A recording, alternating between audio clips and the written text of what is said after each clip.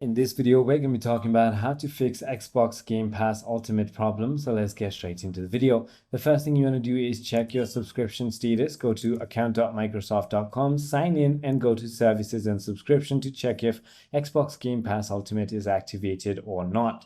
If not, you might need to simply go ahead and sign out and sign back in, which should go ahead and fix your problem.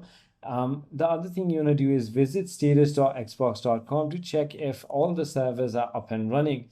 Also, failed or expired payments can cause subscription issues. Go to settings, account payments, and then you want to simply go ahead and make sure that you have a valid payment method. If none of it is working, try restarting your Xbox or even clearing your console cache.